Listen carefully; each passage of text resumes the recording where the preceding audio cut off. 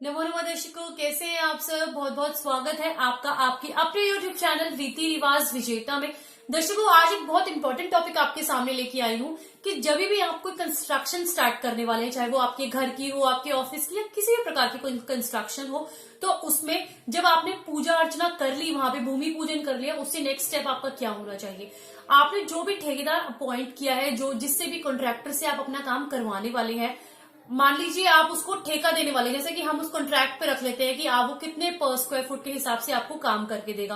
वो भी डिपेंड करता है कि वो आपको सिर्फ स्ट्रक्चर के लिए आप उसको रख रहे हो कि वो पूरा आपको जो सुपर स्ट्रक्चर है वो बना के देगा, आपको फिनिशिंग उसमें इंक्लूड होगी या नहीं होगी, जो आपकी फ्लोरिंग है वो उसमें इंक्लूड होगी नहीं होगी। तो उस तरीके से अलग अलग उनके प्राइजेस होते हैं जिससे आप उनको अपॉइंट करते हो। जो आज की डेट में जो चल रहा है, जो रेट जो चल रहा है, जो दिल्ली एनसीआर का, वो 160 रुपए पर स्क्वायर फुट से लेकर के 190 रुपए स्क्वायर फुट का चल रहा है, सिर्फ सुपर स्ट्रक्चर का, जिसमें फ्लोरिंग और आपकी कोई इंक्लूड नहीं होती, फिनिशिंग हो रहा है, एक स्ट्रक्चर वो आपको रेडी करके देते हैं।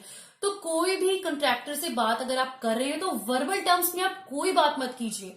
आपको उनके साथ एक अग्रीमेंट करना चाहिए, एक लिखा पढ़त होनी चाहिए, जिसमें आप हो आप जो जो अग्रीमेंट होगा वो आपके सामने और कॉन्ट्रैक्टर के सामने, एक गवाह आपका होना चाहिए और एक गवाह कॉन्ट्रैक्टर का। तो तब आपको ये सब करना चाहिए, क्योंकि इससे बहुत सारी मुश्किलें आपकी हल हो जाती है। क्योंकि जब भी कोई बंदा मकान बनाने वाला होता है, वो वैसे भी मॉनेटरी टर्म्स में और प्रेशर में कि जो भी उसको सामान जुटाना होता है, जो भी डेली की डीलिंग्स होती हैं, ये करना है वो करना है, वो बहुत पजल रहता है। लेकिन एक तरफ से उसको ये चीज तो वो निश्चित कर ही सकता है कि अगर वो एग्रीमेंट कर ले, पहले से ही सारी बात क्लियर कर ले कि जो ठेकेदार या कॉन्ट्रैक्टर वो अपॉइंट कर रहे हैं, वो उसे क्या क्या किस किस रेट में करके देने वाला है, और वो एक किसी स्टाम्प पेपर पे आप उसको सारे पॉइंट्स लिख के, अगर उस पे नोटेरी होता है उसे नोटिफाइड करवा दे, उसको वेरीफाइड करा दे, उस पे उसके आपके हस्ताक्षर हो, कॉन्ट्रैक्टर के भी हो, तो बहुत सारी चीजों से आप बच सकते हैं। तो वो बहुत जरूरी है, आज यही बताने वाली हूँ। लेकिन नए दर्शकों को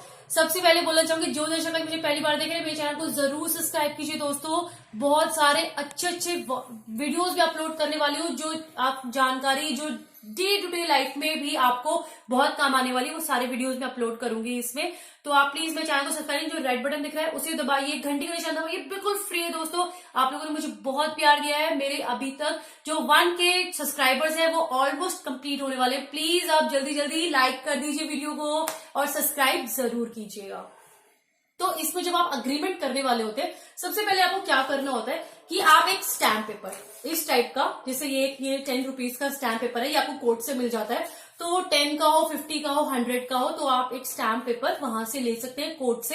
जैसे 10 रुपीज वाला है वो आपको अप्रोक्सीमेटली 15 रुपीज का पड़ता है, तो वो लीजिए। और इसमें पॉइंट्स आपने लिखने हैं कि जो कॉन्ट्रैक्टर और आपके बीच में जो जो चीजें तय होंगी कि आपके इस रेट पे वो आपको करके देगा, क्या आपकी तरफ से रहेगा, क्या उसकी तरफ से रहेगा, और क्या एक्स्ट्रा में रहेगा, वो सारी चीजें आप इसमें लिखिए। और लास्ट में फिर आप उस पर अपने साइन कीजिए, जो कॉन्ट्रैक्टर है उसके साइन करवाइए, और एक आपका गवाह और एक ऐसे ही जो कॉन्ट्रैक्टर है उसका गवाह, उनकी साइन करवा के फिर आपकी नोटेरी से इसको वेरीफाइड करा सकते हैं।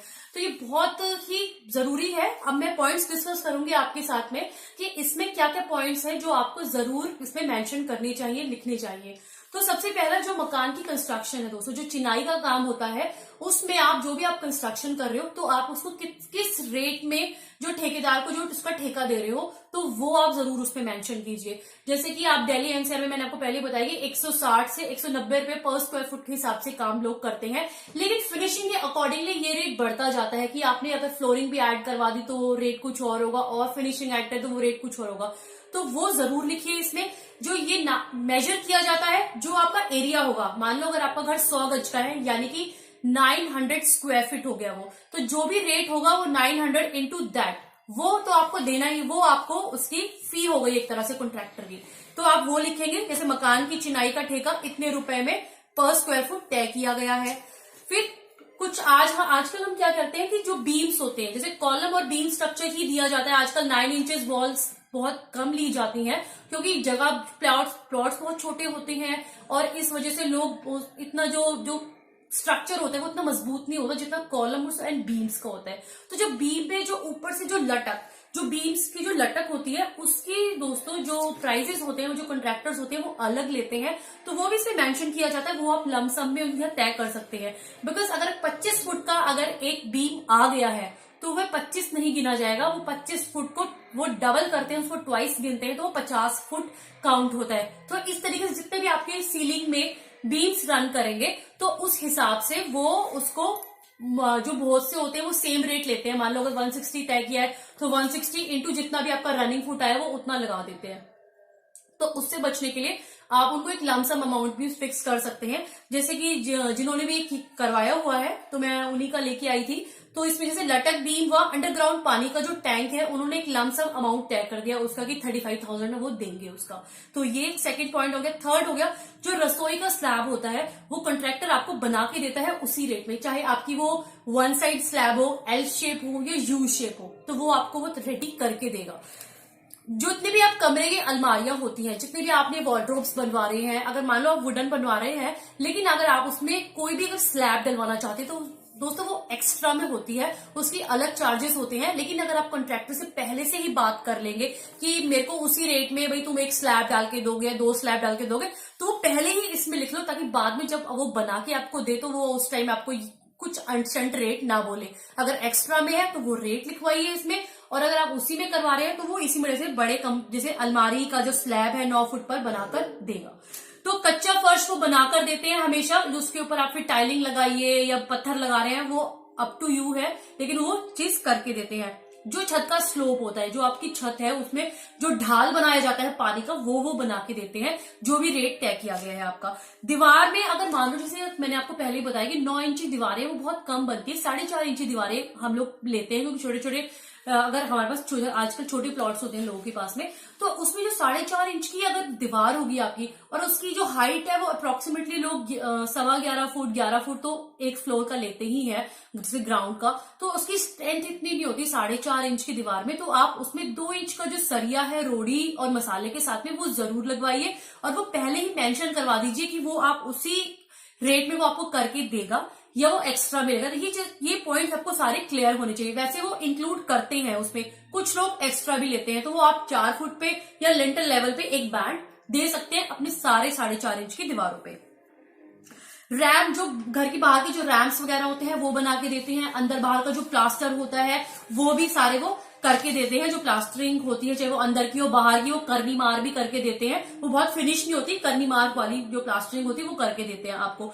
जितने भी कॉलम्स और टाई बीम्स जिनको जो टाई करवाने का होता है, जैसे आप लोहा जो मतलब जो सरिया लेके आओगे उनको कटवा के जो आप कॉलम्स बनवाते हो, टाई बीम्स बनवाते हो, वो ओनर की तरफ से रहता है मोस्ट प्रोबेबली, लेकिन कुछ कई बार कॉन्ट्रैक्टर भी देते हैं। तो ये पॉइंट भी आप जरूर क्लियर कर लीजिएगा, क्योंकि फिर उसको आपको एक्स्ट्रा चार्जेस भी पे आउट करने होते हैं। और कुछ कॉन्ट्रैक्टर्स जो जैसे जो ये मैं लेके आई हूँ, उनके जो कॉन्ट्रैक्टर ने जो छत का यानी कि जो सीलिंग का जब लिंटर डलता है, जब स्लैब डलती है, उसका जो सरिया होता है वो उसकी तरफ से उसकी शटरिंग और उसका जो काटना है बांधना है वो सब कॉन्ट्रैक्टर की तरफ से होता है। तो ये पॉइंट्स भी आप उसमें मेंशन जरूर करिए। अगर एक और बहुत इंपॉर्टेंट है कि काम करते समय अगर किसी भी मिस्त्री को, किसी भी लेबर को, अगर किसी भी व्यक्ति को किसी भी प्रकार की अगर हानि होती है तो उसकी जो जिम्मेदारी है वो टोटली कॉन्ट्रैक्टर की होगी, क्योंकि वो ऐसे कई बार चौक से बंदे पकड़ के ले आते हैं जो बहुत ट्रेन नहीं होते, और वो कुछ काम करते हुए अगर उनको कुछ भी हानि हो जाए, मान लो वो कुछ लग गई है, कुछ हो गई है, तो बाद में वो सारा ब्लेम ओनर के ऊपर डाल दिया जाता है। तो उस चीज से बचने के लिए भी आप पहले ही कॉन्ट्रैक्टर को टाइट करके रखिए कि अगर कुछ हुआ तो वो तुम्हारी रिस्पॉन्सिबिलिटी है, ताकि वो जो वहां पे बंदे लेके आए वो थोड़े ट्रेन बंदों को लेके आए, ताकि वहां पे कोई मिसहैपनिंग जो होने के जो चांसेस है वो बहुत कम हो।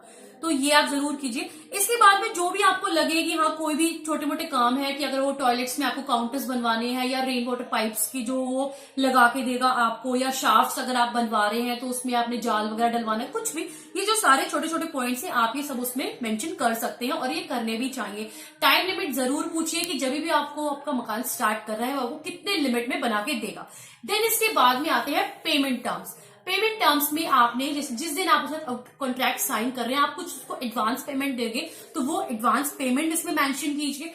उसके बाद में एक डीपीसी लेवल यानी कि जो प्लिंथ लेवल, जो घर का जैसे हम रोड से जो उठा करके एक लेवल बनाते हैं, जब वो वहां तक पहुंच जाएगा उस पे जो उसका टोटल अमाउंट बैठ रहा है अप्रोक्सीमेटली उसका 20% उसको दिया जाता है।